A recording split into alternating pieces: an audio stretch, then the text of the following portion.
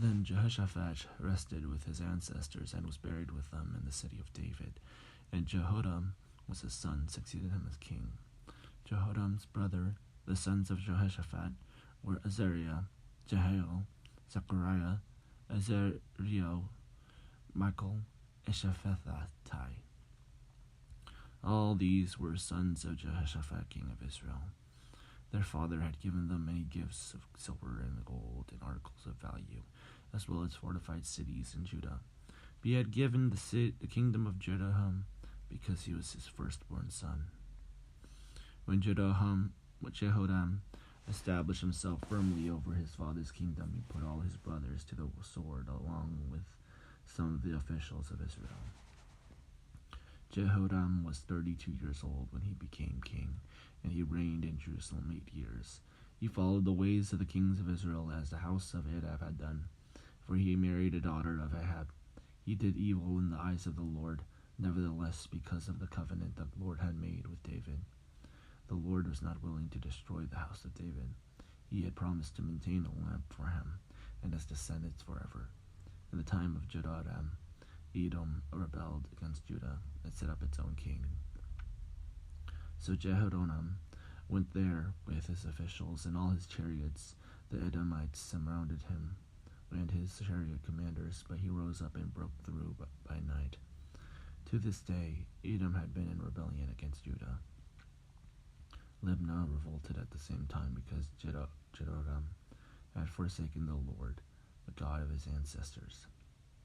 He had also built high places on the hills of Judah, and had caused the people of Jerusalem to prostitute themselves, and had led Judah astray. Jehoram received a letter from Elijah the prophet, which said, "This is what the Lord, the God of your fathers, David, says.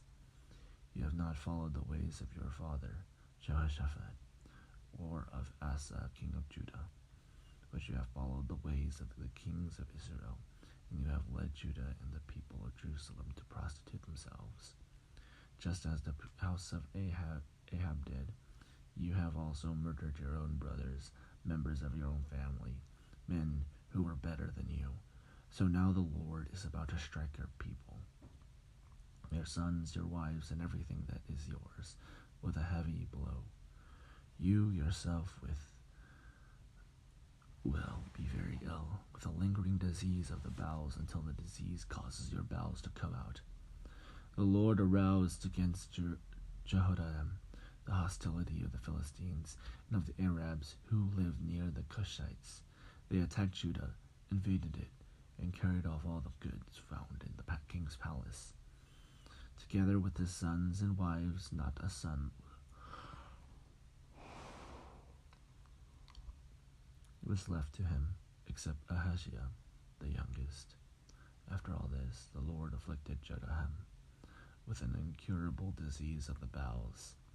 In the course of time, at the end of the 2nd year, his bowels came out because of the disease, and he died in great pain.